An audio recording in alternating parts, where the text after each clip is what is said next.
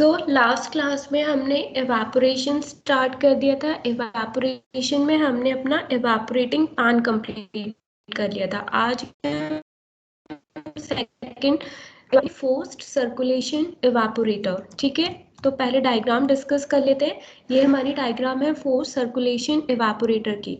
इसमें बेसिकली क्या होगा, नीचे से जो आप पंप देख रहे हो, ठीक है, पंप के थ्रू हम लिक्विड को इन करवाएंगे inside the force circulation evaporator. और पंप का क्या काम है, अगर कोई भी हम लिक्विड अंदर कर रहे हैं, ठीक है, फोर्स सर्कुलेशन इवेपोरेटर के अंदर डाल रहे हैं एट अ हाई प्रेशर, अगर हाई प्रेशर से हमारा कोई भी वाटर कंटेंट वो अंदर की तरफ मूव कर रहा है पाइप्स में, तो क्या होगा, जो भी उसका बॉइलिंग पॉइंट होगा वो एलिमिनेट आउट होना स्टार्ट हो जाएगा, मतलब वो लिक्विड बॉयल नहीं होगा। क्योंकि अगर उसका कोई भी लिक्विड है, उसको हम हाई प्रेशर के साथ, हाई वैक्यूम के साथ उसको अंदर इन करवा रहे हैं इनसाइड द पाइप्स, तो क्या होगा, उसका बॉइलिंग पॉइंट एलिमिनेट आउट हो जाएगा और कम हो जाएगा। सिंपल, यहाँ पे लेफ्ट हैंड साइड में क्या मेंशन है, स्टीम। स्टीम का मतलब यहाँ से हम स्टीम पास करवाएंगे, ये जो हमारी पाइप्स है, ठीक है, यहाँ पे हमारी स्टीम मूव करेगी। और इसके बीच में जो ये एरो मेंशन है, यहाँ पे क्या होगा, हमारा लिक्विड मूव करेगा ऊपर की तरफ एट अ हाई स्पीड। तो उससे क्या होगा, जो भी लिक्विड है वो स्टीम की हीट को एब्जॉर्ब करेगा थ्रू द पाइप। उससे क्या होगा, जो भी हमारी लिक्विड है वो वेपर फॉर्म में कन्वर्ट होना स्टार्ट हो जाएगी। नीचे क्या मेंशन है, heating tubes. Heating tube like evaporating pan में हम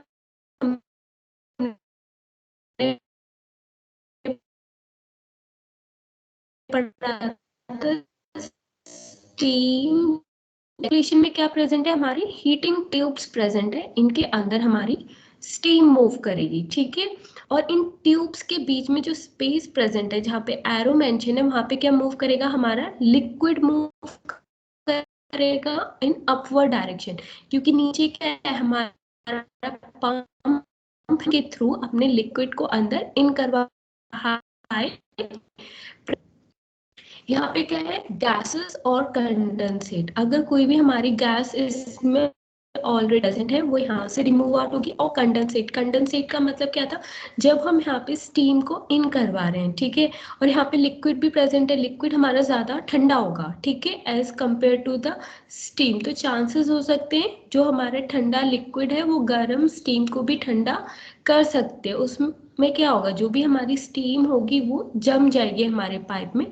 तो उस जो भी स्टीम हमारी जम गई है हमारे हीटिंग ट्यूब्स के अंदर, उसको हम कहाँ से रिमूव करेंगे, कंडेंसेट। राइट हैंड साइड में टू ओपनिंग्स प्रेजेंट है। फेड, फेड का मतलब हमारा जो लिक्विड कंटेंट है जिसको हमें एवापोरेट करवाना है, वेपर फॉर्म में कन्वर्ट करना है। ऊपर क्या है हमारा प्रोडक्ट, हम यहाँ से अपने प्रोडक्ट को बाहर रिमूव आउट करेंगे। ऊपर क्या प्रेजेंट है, यहाँ पे डिफ्लेक्टर।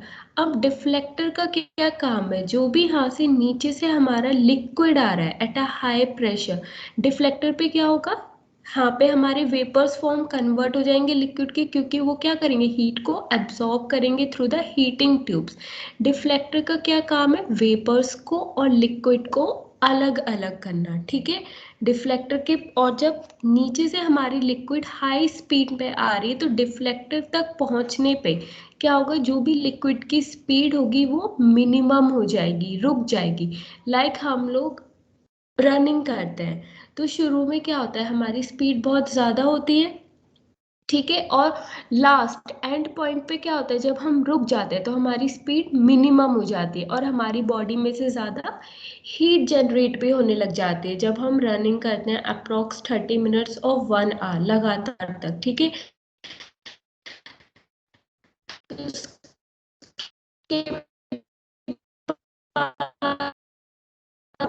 क्या होगा, 1 आवर या 30 मिनट्स के बाद हम किसी एक पॉइंट पे स्टॉप हुए, वहां पे क्या होगा, हमारी स्पीड कम हो जाती है, मिनिमम हो जाती है और हमारी बॉडी स्टार्ट हो जाती है। सेम नीचे से अगर हमारा लिक्विड ऊपर की तरह डिफ्लेक्टर पे क्या होगा, जो भी लिक्विड होगी वो कम हो जाएगी, मीन्स मिनिमम हो जाएगी, और जो भी लिक्विड होगा उसका बॉइलिंग पॉइंट हाई हो जाएगा, ठीक है, उसमें ज्यादा हीट जनरेट होने लग जाएगी, तो उससे क्या होगा, वो हमारे वेपर्स फॉर्म में कन्वर्ट हो जाएंगे डिफ्लेक्टर में।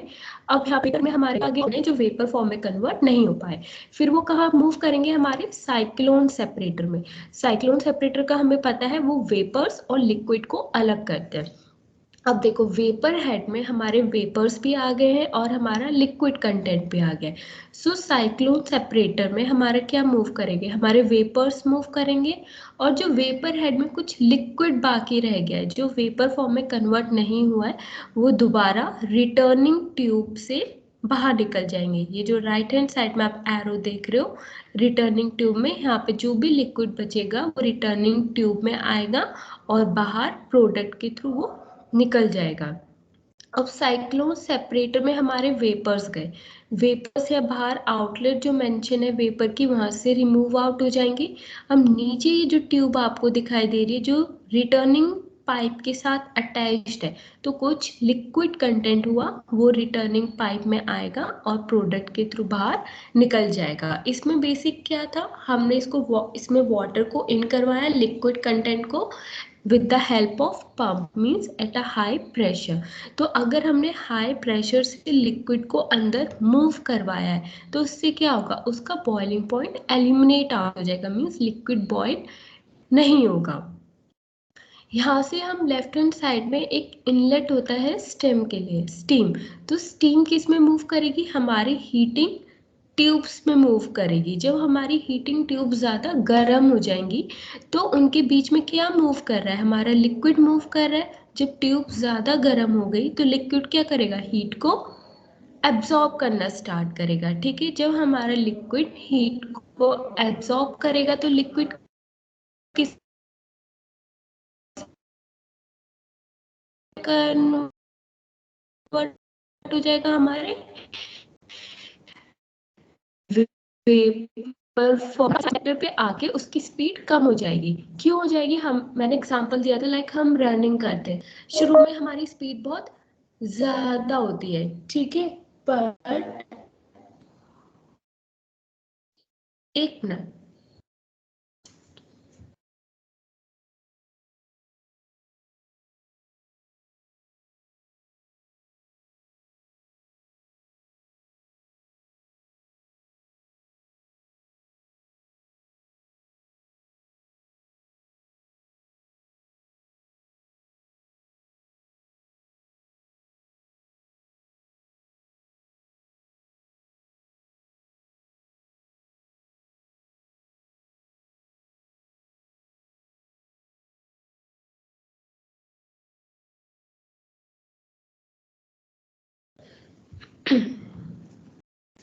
ठीक है, यहाँ पे एग्जांपल दिया था मैंने रनिंग का, लाइक हम रनिंग स्टार्ट करते हैं, सो इनिशियल स्टेज पे क्या होता है, हमारी स्पीड ज्यादा होती है, बट एंड पॉइंट पे जाके हमारी स्पीड बहुत कम हो जाती है, मिनिमम हो जाती है। ऐसा क्यों, क्यों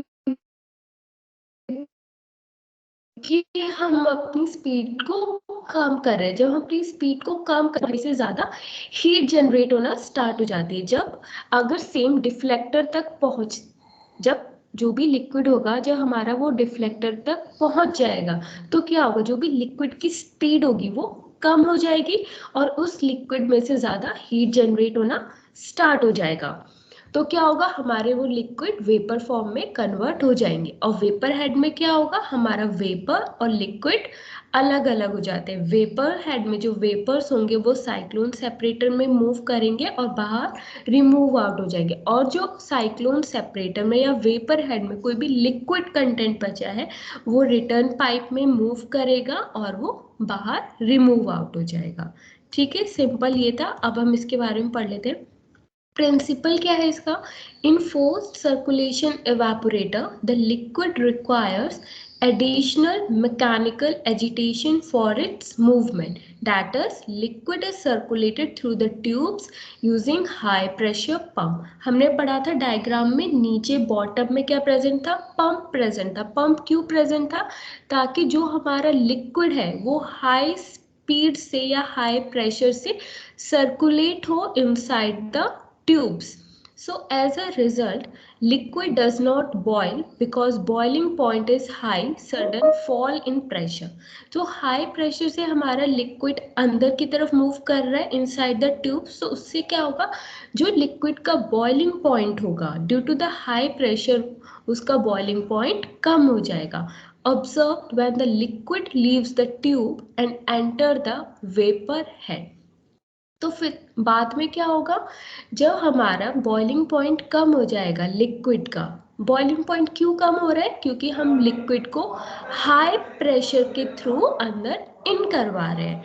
सो जब हमारा लिक्विड ट्यूब्स में मूव करने के बाद वो कहाँ पे मूव करेगा, हमारे वेपर हेड पे मूव करेगा.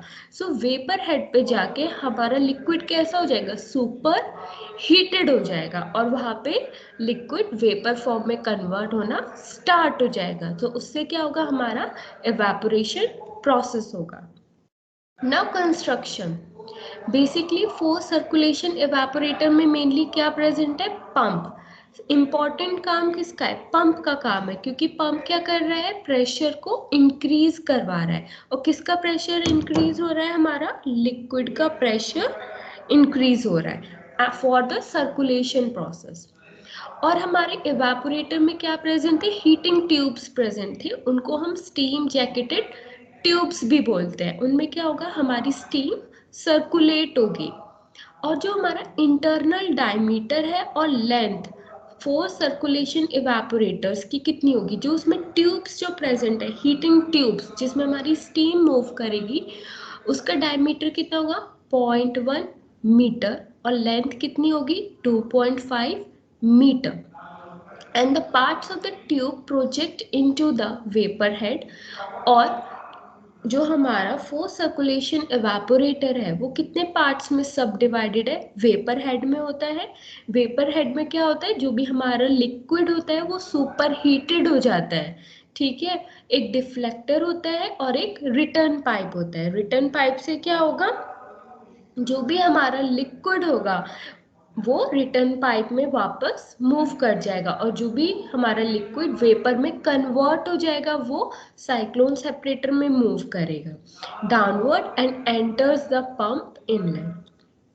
अब नेक्स्ट वर्किंग. अभी काम कैसे करता है, हम सबसे पहले हम स्टीम को इंट्रोड्यूस करवाते हैं.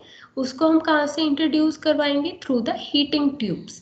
हीटिंग ट्यूब्स को हम और क्या बोलते हैं, कैलेंड्रिया. ठीक है.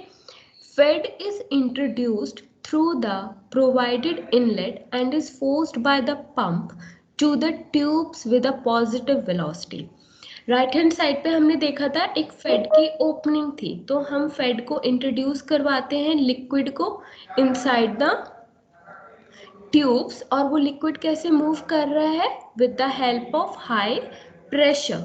While moving upward through the tubes, the liquid heat up and the boil. जब हमारा लिक्विड ऊपर की तरफ मूव कर रहा है, ठीक है, क्योंकि पंप का है नीचे बॉटम पे लगा है, तो हमारा लिक्विड ऊपर की तरफ मूव करेगा क्योंकि ट्यूब्स की डायरेक्शंस अपवर्ड डायरेक्शन में. तो इससे क्या होगा, जो भी हमारा लिक्विड होगा वो थोड़ा हीट अप होना स्टार्ट हो जाएगा. क्यों होगा, क्योंकि लिक्विड कहाँ पे मूव कर रहा है, जहाँ पे हमारी हीटिंग ट्यूब्स प्रेजेंट है और हीटिंग ट्यूब्स में हमारी हॉट स्टीम मूव कर रही है. तो जब हमारी हीटिंग ट्यूब ज़्यादा हीट हो जाएंगी, जब ज़्यादा गर्म हो जाएंगी, तो उसके आसपास जो लिक्विड मूव कर रहा है वो उस हीट को एब्जॉर्ब करना स्टार्ट हो जाएगा और लिक्विड हमारा बॉयल होना स्टार्ट हो जाएगा, मीन्स वेपर फॉर्म में कन्वर्ट होना. Next, the vapor liquid mixture rushes out of the tube at a high velocity and strike the deflector which throw the liquid downward. अब नेक्स्ट क्या है, हमारा एक वेपर हेड और डिफ्लेक्टर होता है ट्यूब्स के ऊपर. उसके बाद क्या होगा, जब हमारा लिक्विड वेपर फॉर्म में कन्वर्ट हो जाएगा, ठीक है, वेपर फॉर्म में कन्वर्ट होने के बाद क्या होगा, वो हमारे लिक्विड जो होगा वो ऊपर की तरफ मूव करेगा, ठीक है, ट्यूब्स में एट अ हाई वेलोसिटी. और क्या करेगा, वो डिफ्लेक्टर को स्ट्राइक करेगा, ठीक है. डिफ्लेक्टर, जब डिफ्लेक्टर के पास हमारा लिक्विड पहुंच जाएगा तो उससे क्या होगा, हमारे लिक्विड ज़्यादा हीट अप हो जाएगा और उसमें से ज़्यादा हीट जनरेट होगी. Now this step is also necessary for an effective separation of liquid and vapour. और डिफ्लेक्टर का काम क्या होता है? हमारे लिक्विड और वेपर को अलग करना. So the separated vapour enters the cyclone separator. So जो लिक्विड है जो वेपर फॉर्म में कन्वर्ट हो गया है वो कहाँ मूव करेगा? हमारे साइक्लोन सेपरेटर में मूव करेगा. फिर वो वहाँ आउटलेट प्रेजेंट होगी, वहां से बाहर निकल जाएगा. बट जो भी लिक्विड होगा वो कहाँ पे मूव करेगा? एक रिटर्न पाइप थी वहां पे मूव करेगा. फिर वो कहाँ पे पहुंच जाएगा? Liquid to the pump for the further evaporation. So this continues till the desired concentrated product. So ये साइकिल कब तक रिपीट होती है? जब तक कोई desired concentrated product obtain नहीं होता है. अब है यूजर्स. अब इसके यूजर्स क्या है? It is used for concentrating the heat sensitive material. Like suppose कोई heat sensitive liquid है material, उसको हमें concentrated बनाना है, means pure form में बनाना है, तो हम heat sensitive materials को ले सकते हैं, use कर सकते हैं, क्योंकि इनमें boiling point जो भी material का है वो eliminate out हो रहा है, क्योंकि कोई भी liquid content है हम उसको high pressure के through अंदर in करवा रहे हैं. Next, it is used for insulin and the liver extracts. अब एडवांटेजेस. फर्स्ट पॉइंट सेम है, हीट सेंसिटिव मटेरियल के लिए हम यूज कर सकते हैं क्योंकि इसमें ज़्यादा हीट रिक्वायर नहीं होती और बॉइलिंग पॉइंट भी एलिमिनेट आउट हो रहा है. और इसमें हम हाई विस्कोसिटी वाले लिक्विड्स को भी हम यूज कर सकते हैं क्योंकि इसमें क्या है? हमारे पंप प्रेजेंट है. तो पंप का क्या काम है? लिक्विड को हाई प्रेशर से ऊपर की तरफ मूव करवाना. तो जो भी विस्कस लिक्विड्स होंगे वो भी हाई प्रेशर के थ्रू ट्यूब्स में अपवर्ड डायरेक्शन की तरफ मूव कर जाएंगे. अब डीमेरिट्स क्या है?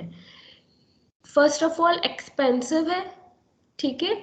Next, it has a high residence time for the liquid. High residence time मतलब जो भी हमारी हीटिंग ट्यूब्स के बीच में जो भी लिक्विड मूव कर रहा है, ठीक है, वो लिक्विड बहुत ज़्यादा टाइम तक हमारे ट्यूब्स के बीच में रहता है, ठीक है. जब तक हमारी जो भी हीटिंग ट्यूब्स होती वो प्रॉपरली हीट अप नहीं हो जाएंगी, ज़्यादा गर्म नहीं हो जाएंगी, तो जब तक लिक्विड भी हमारा हीट एब्जॉर्ब नहीं करना स्टार्ट करेगा. तो इसलिए जो उसका लिक्विड का जो रेसिडेंस टाइम होता है बिटवीन द हीटिंग ट्यूब्स वो ज़्यादा होता है. ये डायग्राम था, हमने डिस्कस कर दिया था. अब नेक्स्ट है हमारा हॉरिजॉन्टल ट्यूब एवेपोरेटर.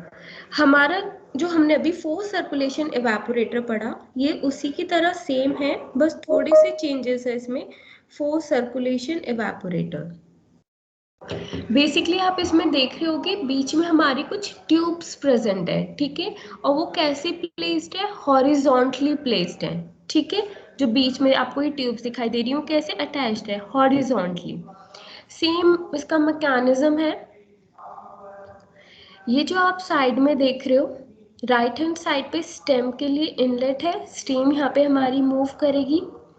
नीचे हमारी ओपनिंग है कंडेंसेट, मतलब जो भी हमारी स्टीम जम जाएगी वो कंडेंसेट के थ्रू बाहर रिमूव आउट हो जाएगी. बीच में से हमें अपना कंसंट्रेटेड या प्योर लिक्विड या फिर मटेरियल हमें मिलेगा. बीच में क्या है? हमारा जो भी लिक्विड है वो वेपर फॉर्म में कन्वर्ट हो रहा है. लेफ्ट हैंड साइड में क्या प्रेजेंट है? फेड इनलेट, जहाँ से हम अपने लिक्विड को अंदर मूव करवाएंगे. और ऊपर क्या है? जो भी हमारे वेपर्स हैं वो बाहर की तरफ रिमूव आउट हो जाएंगे.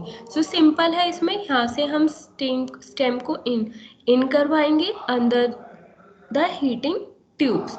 सो क्या होगा? जब हमारी हीटिंग ट्यूब ज़्यादा गर्म हो जाएंगी. सो लेफ्ट हैंड साइड पे क्या है? एक इनलेट प्रेजेंट है फेड के लिए. हम अपने लिक्विड मटेरियल को बॉडी के अंदर डालेंगे.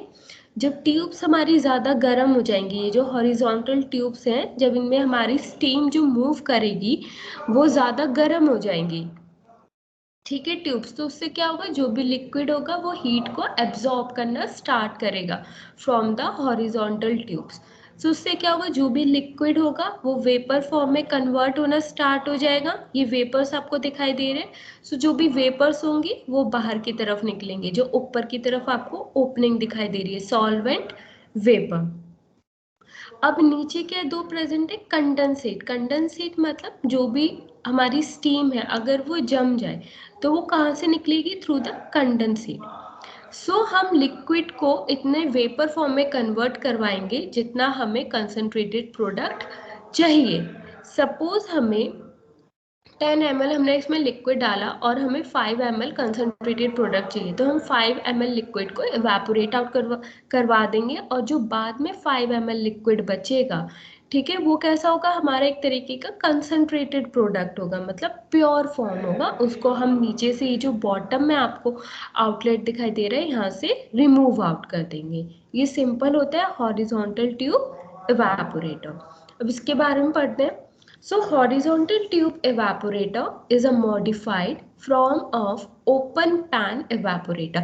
हमने कल ओपन पैन इवेपोरेटर पढ़ा था, ठीक है, स्टीम जैकेटेड कैटल। उसमें क्या था, जो भी हमारा बाउल था, पैन था, वो ओपन था, ठीक है। तो जो हमारा स्टीम जैकेटेड कैटल था उसका मॉडिफाइड फॉर्म है horizontal tube evaporator. So in this the pan is enclosed within a vertical cylinder. So इसमें जो हमारा अंदर जो पैन है जिसमें हमारा लिक्विड प्रेजेंट है, लिक्विड हमारा किसके अंदर क्लोज्ड है, एक vertical cylinder. So bottom portion of the cylinder contains the liquid to be evaporated, in which horizontally arranged heating tubes are immersed. और इसमें क्या प्रेजेंट है, बॉटम में क्या प्रेजेंट है, सिलेंडर की लिक्विड प्रेजेंट है, ठीक है, जिसको हमें इवेपोरेट आउट करवाना है। और हमारे सिलेंडर में क्या प्रेजेंट है, ट्यूब्स प्रेजेंट है। और कौन सी ट्यूब्स प्रेजेंट है, हीटिंग ट्यूब्स प्रेजेंट है। So in this evaporator circulation of liquid is poor. Now principle same है, जो भी हमारी स्टीम होगी, स्टीम को हम इंट्रोड्यूस करवाते हैं, इन करवाते हैं अपने हॉरिजॉन्टल ट्यूब्स में, ठीक है। जब हमारी ट्यूब ज़्यादा हीटअप हो जाती हैं तो क्या होगा, जो भी लिक्विड होगा वो भी हीट को एब्जॉर्ब करना स्टार्ट कर जाएगा। सो दस इवेपोरेटिंग द सॉल्वेंट, जो भी हमारा सॉल्वेंट या लिक्विड होगा वो इवेपोरेट होना स्टार्ट हो जाएगा from the top of the evaporator. जो भी वेपर्स फॉर्म हमारे बनेंगे ऑफ द लिक्विड और अ सॉल्वेंट, वो ऊपर की तरफ से रिमूव आउट हो जाएंगे। लाइक डायग्राम में जो ऊपर की तरफ हमारी ओपनिंग दिखाई दे रही है, सॉल्वेंट वेपर बाहर ऊपर की तरफ से रिमूव आउट हो जाएंगे और जो भी कंसंट्रेटेड प्रोडक्ट होगा वो हमें नीचे के थ्रू मिल जाएगा। अब है construction. So horizontal tube evaporator consist of a large cylindrical body. Basically इसका डायग्राम कैसा है, एक लार्ज सिलेंड्रिकल बॉडी की तरह है। और ये जो हमारी हॉरिजॉन्टल ट्यूब एवेपोरेटर की बॉडी है वो किस चीज़ की बनी है, कास्ट आयरन या फिर प्लेट स्टील की बनी है। और इसका कैसा शेप है, कॉनिकल और a dome shaped at a top and bottom. जो सिलेंडर है इसका साइज रेंज कितना है, 1.8 to the 2.4 metre in diameter, और लेंथ कितनी है, 2.4 to the 3.6 metre in the length. और इसमें क्या प्रेजेंट है, हमारी हीटिंग ट्यूब्स प्रेजेंट है, जिसको हम स्टीम कंपार्टमेंट्स भी बोलते हैं। और स्टीम कंपार्टमेंट मतलब हमारी हीटिंग ट्यूब्स कहाँ पे अटैच्ड है, बॉटम में अटैच्ड हैं। जो हमारा सिलेंड्रिकल बॉडी है उसके बॉटम में हमारी ट्यूब्स अटैच्ड हैं, ठीक है। A steam compartment is present at the lower part of the body, and one end of this steam compartment has a steam inlet and the other end has an outlet for the non-condensed gas। और जो हमारी heating tubes हैं उस compartment में हमारा एक inlet भी present था और एक आउटलेट। इनलेट किसके लिए प्रेजेंट है, जहाँ से हम स्टीम को इन करवाएंगे, और आउटलेट किसके लिए प्रेजेंट है, जो हमारी नॉन कंडेंस्ड गैसेस होंगी। सो जो हमारी हीटिंग ट्यूब्स थी उसमें हमारे कंडेंसेट आउटलेट्स भी हमारे प्रेजेंट थे, मतलब जो भी हमारी स्टीम जम जाएगी उसको हम कहाँ से रिमूव आउट करेंगे, कंडेंसेट आउटलेट से रिमूव आउट करेंगे। और इसमें जो हीटिंग ट्यूब्स होती हैं वो कितनी होती हैं, 6 to 8 ट्यूब्स होती हैं और वो स्टेनलेस स्टील की बनी होती हैं और वो कैसे प्लेस्ड होती हैं, हॉरिजॉन्टली प्लेस्ड होती हैं. And length of the tubes is such that they project about 25 mm beyond the tube sheet on both the ends. और जो लेंथ है ट्यूब्स की वो कितनी है, 25 mm. और जो विड्थ है of the steam compartment is half the diameter of the body.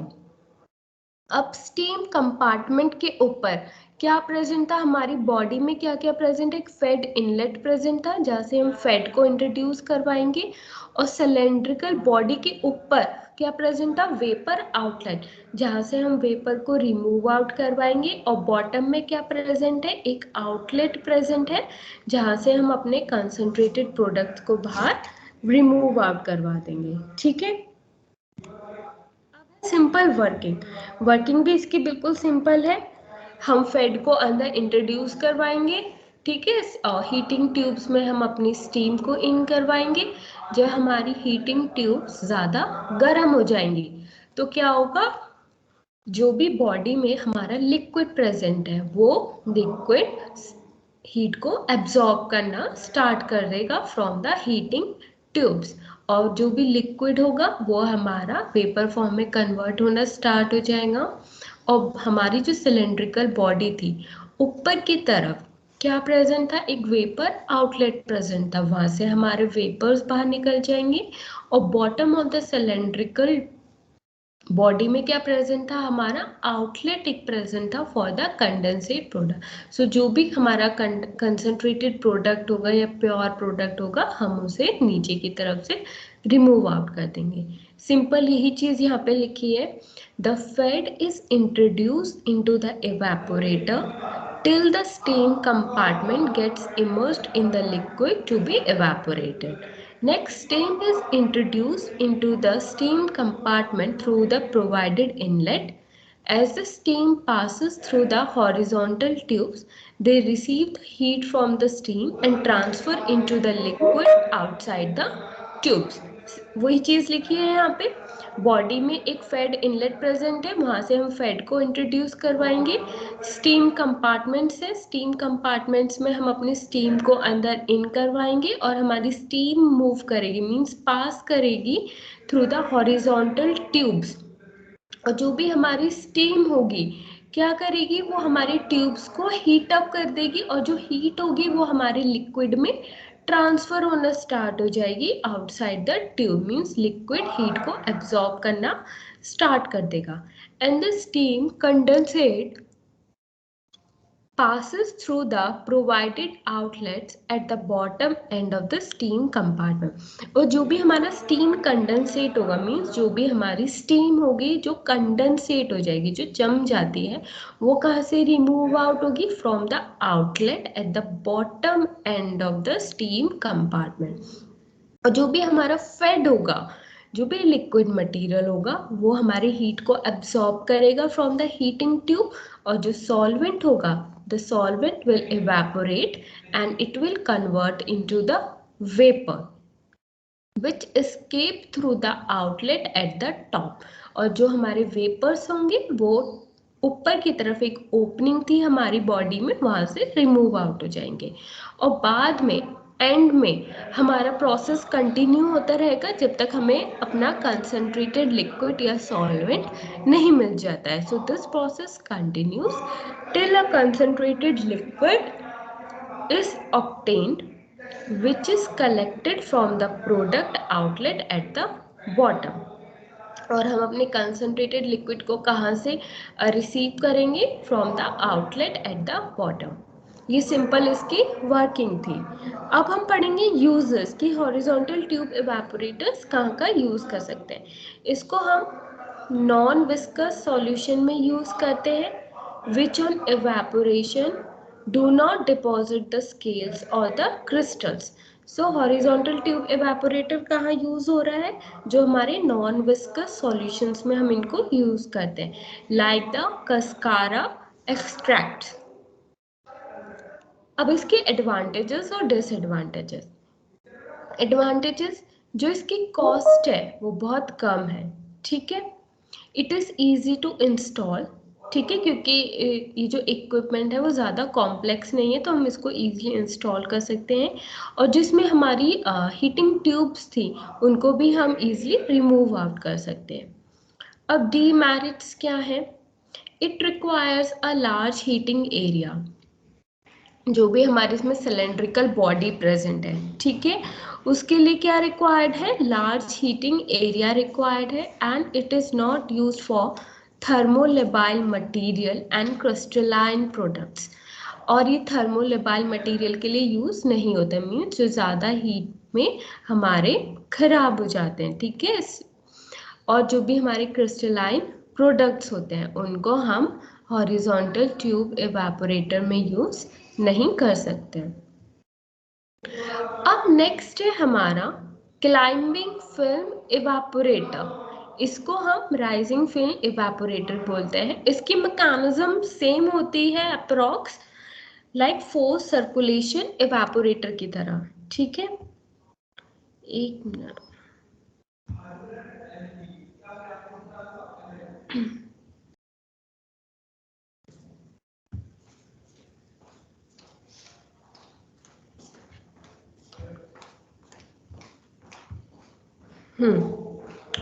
So climbing film evaporator, इसको हम राइजिंग फिल्म इवापोरेटर भी बोलते हैं, ठीक है। ये राइजिंग फिल्म इवापोरेटर के नाम से भी आ सकता है एग्जाम में। इसमें बेसिकली क्या है?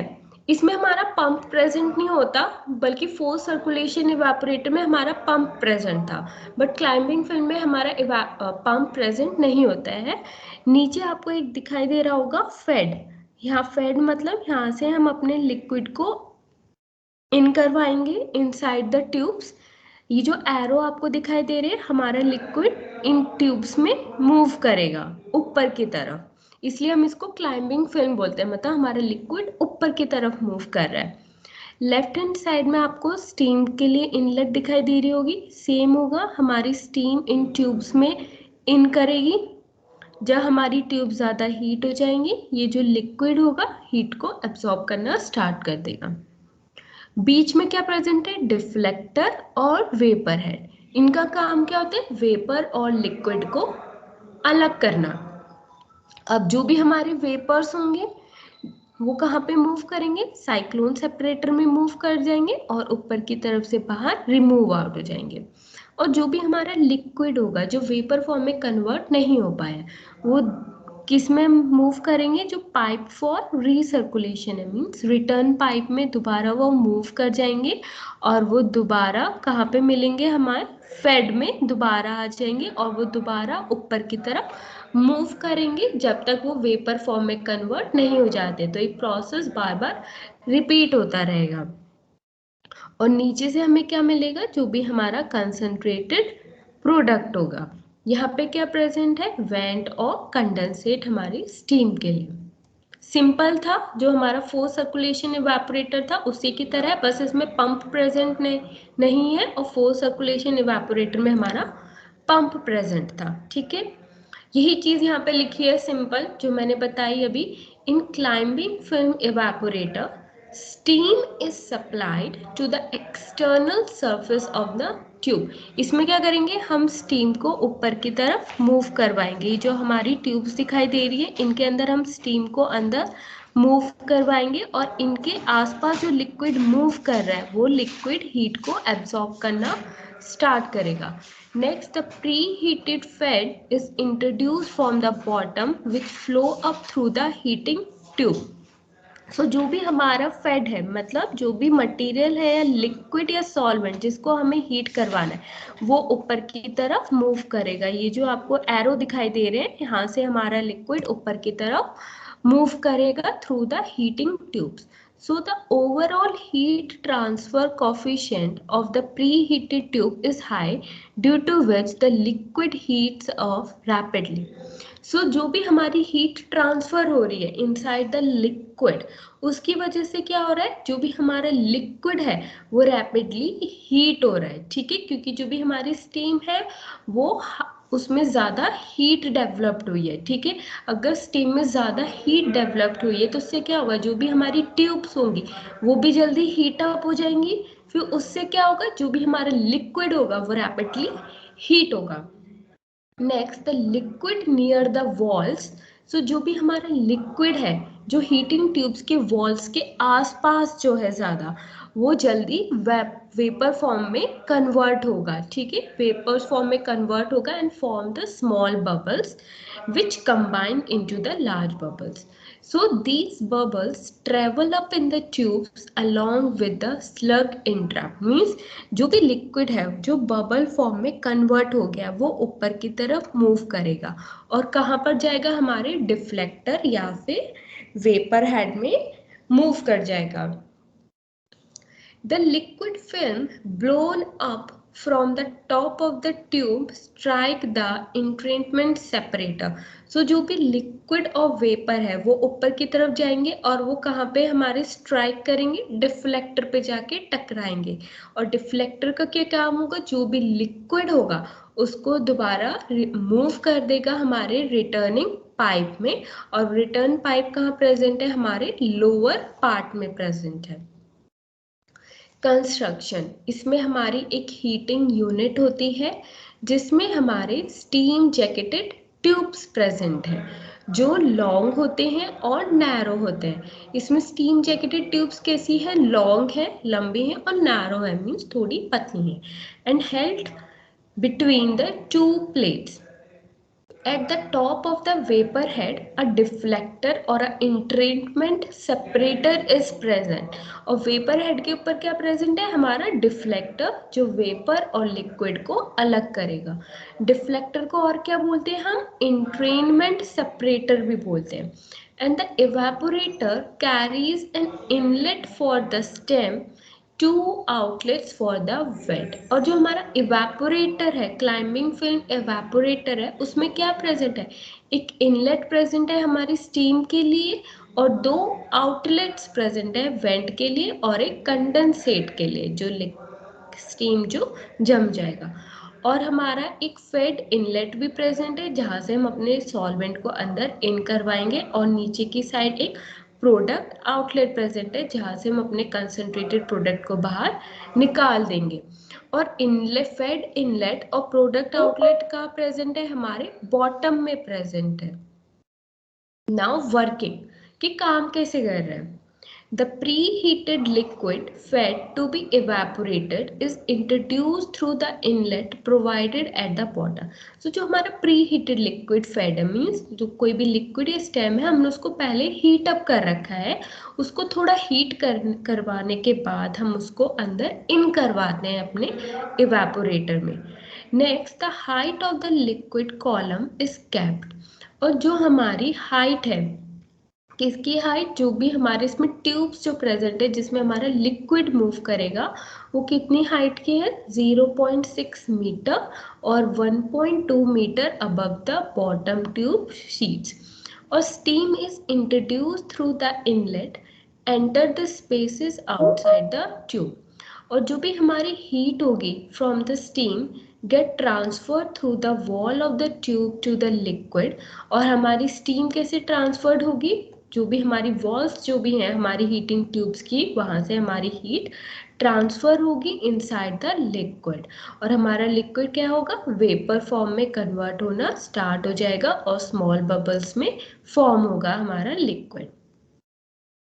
और जो भी हमारा बबल्स है, ठीक है, वो आपस में टकराएंगे और क्या फॉर्म कर देंगे, लार्जर बबल्स फॉर्म कर देंगे जो ऊपर की तरफ मूव करेंगे टुवर्ड्स द डिफ्लेक्टर।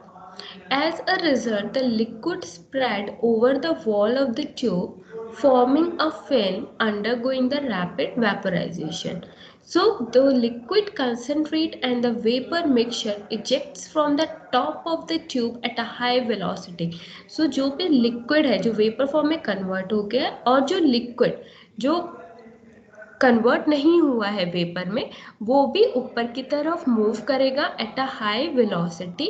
फिर वो डिफ्लेक्टर के पास जाएगा, मींस द इंट्रेनमेंट सेपरेटर। इंट्रेनमेंट सेपरेटर हम किसको बोलते हैं, डिफ्लेक्टर को बोलते हैं। उसका काम क्या होगा, जो भी हमारा लिक्विड होगा उसको रिटर्निंग ट्यूब पे मूव करवा देगा दोबारा, ताकि वो दोबारा रीसर्कुलेट हो हमारा लिक्विड, और जो भी वेपर होगा वो साइक्लोन सेपरेटर में मूव कर जाएगा। अब इसके यूजेस क्या है हमारे क्लाइंबिंग फिल्म इवेपोरेटर के। It is use for concentrating the thermolabile substances. इसमें हम कुछ जो थर्मोलबाइल सब्सटेंसेस हैं उनको भी हम कंसंट्रेट कर सकते हैं, मीन्स प्योर बना सकते हैं, लाइक विटामिन, इंसुलिन और the liver extract. Next, it can be used for evaporating the clear, foamy or the corrosive liquid. So जो हमारे clear या फिर foaming liquids या फिर corrosive liquids होते हैं उनको भी हम क्लियर कर सकते हैं, मीन्स इवेपोरेट कर सकते हैं। अब एडवांटेजेस क्या है, जो भी इसमें हमारी हीटिंग ट्यूब्स हैं वो लॉन्ग है और नैरो है, जिसकी वजह से लार्जर एरिया मिलता है for the heat transfer. Next, it is also suitable for evaporating the large quantity of clear liquid and corrosive solutions. So हम लार्जर अमाउंट में अपने लिक्विड्स को क्लियर कर सकते हैं, मीन्स प्योर फॉर्म में कन्वर्ट कर सकते हैं, और जो भी कोरोसिव सॉल्यूशंस हैं हम उनको भी यूज कर सकते हैं। डिसएडवांटेज क्या है, कुछ ये एक्सपेंसिव होता है क्योंकि इसका कुछ कॉम्प्लिकेटेड स्ट्रक्चर है, इस वजह से, क्योंकि हीटिंग ट्यूब्स भी इसमें प्रेजेंट है, उनके बीच में से हमारा लिक्विड मूव कर रहा है, ऊपर डिफ्लेक्टर और वेपर हेड भी प्रेजेंट है, साइक्लोन सेपरेटर भी है, जिसकी वजह से हमारा इंस्ट्रूमेंट एक्सपेंसिव बन जाता है। उसकी वजह से क्या होगा, इसकी क्लीनिनेस, मीन्स हमें क्लीन करने में भी डिफिकल्टी आती है। इसमें क्या है, इसको सेटअप करने के लिए लार्जर एरिया की रिक्वायरमेंट होती है। एंड नेक्स्ट, जो भी हमारे ज़्यादा विस्कस सॉल्यूशंस होते हैं उनके लिए हम यूज़ नहीं करते हैं। बट एक चीज़ देखी होगी, जो फोर्स्ड सर्कुलेशन एवापोरेटर था हम उसमें विस्कस लिक्विड यूज़ कर रहे थे। क्यों यूज़ कर रहे थे, क्योंकि उसमें पंप प्रेजेंट था, तो पंप क्या कर सकते हैं, विस्कस लिक्विड को हाई प्रेशर के थ्रू ऊपर की तरफ मूव करवा सकता है। बट क्लाइंबिंग फिल्म इवेपोरेटर में ऐसा सच कोई पंप प्रेजेंट नहीं है जिसकी वजह से प्रेशर क्रिएट हो और हमारा लिक्विड ऊपर की तरफ मूव करे, तो इसमें हम ज़्यादा विस्कस लिक्विड्स को यूज नहीं कर सकते हैं। ठीक है, अब है हमारा मल्टीपल इफेक्ट इवेपोरेटर। इसको हम एक मिनट नेक्स्ट क्लास में कंटिन्यू करेंगे, मल्टीपल इफेक्ट इवेपोरेटर क्या होता है।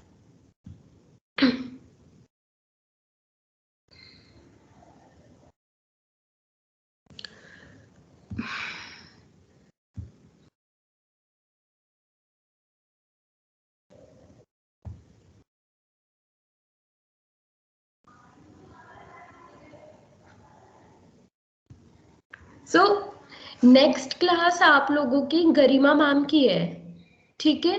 सो गरिमा मैम आई नहीं है, सुन रहे हो सब या नहीं? मैम हाँ, गरिमा मैम आई नहीं है अभी, ठीक है। तो इसलिए आपको कोई भी एक असाइनमेंट बना के सबमिट करना है MS टीम पे। मैं असाइनमेंट का टॉपिक अभी चैट बॉक्स में लिख देती हूँ, ठीक है। उनकी क्लास 11:30 बजे से है, तो असाइनमेंट बना के अपलोड कर देना, ठीक है, और अपना नाम भी मेंशन कर देना। Okay ma'am.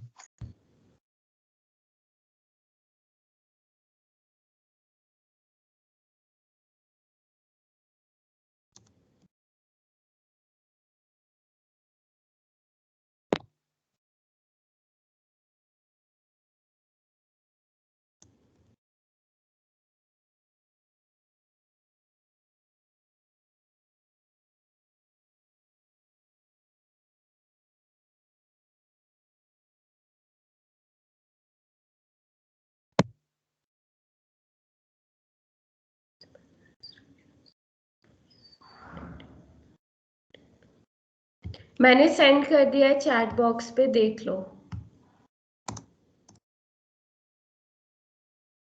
दिख रहा है असाइनमेंट? यस और नो? एक मिनट मैम, चेक कर रहे हैं। यस मैम, दिख रहा है।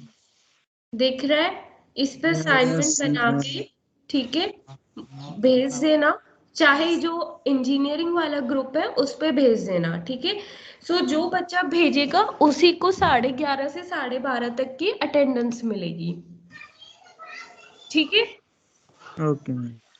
हाँ अभी मैम नहीं दिख रहा है। चैट बॉक्स पे है, देखो ध्यान से। अरे नेट स्लो है लो sir.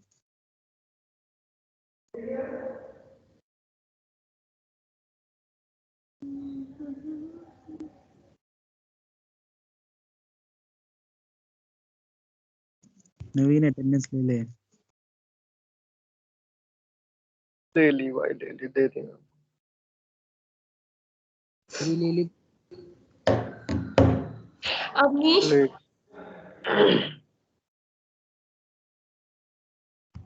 Deepanshu, Harshit, yes ma'am.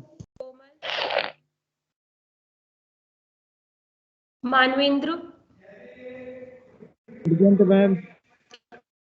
Nargis, ma'am Komal. Naveen, present ma'am. Nikita, present ma'am. Pawan, yes ma'am, Pooja. Pawan present है ma'am. Okay, okay Pooja, okay. Ma'am Komal भी प्रेजेंट है, बोला था मैंने। Rajat, yes ma'am. Raju, yes ma'am. Ravi, yes ma'am. Sanchita, ma'am. Shivani, yes ma'am. Vivek Mishra. Yes ma'am, present ma'am. ठीक है, leave कर दो, असाइनमेंट बना के ग्रुप में भेज देना और अपने नाम से कन्वर्ट कर लेना, पीडीएफ को रीनेम कर देना। चलो मैम इंजीनियरिंग वाले ग्रुप में भेज सकते हैं? हाँ हाँ।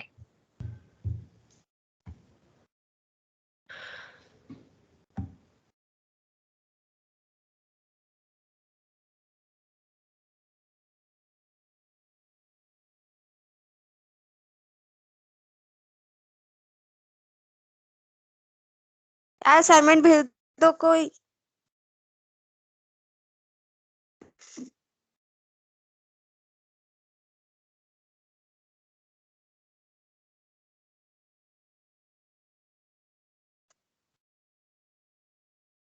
कब तक भेजना है? 12:30 तक? अरे पहले असाइनमेंट तो भेज, कौन सा दिया है मैम ने, मेरे में नहीं दिखा रहा। रुक जा, भी भेज दे, व्हाट्सएप कर दे। ठीक।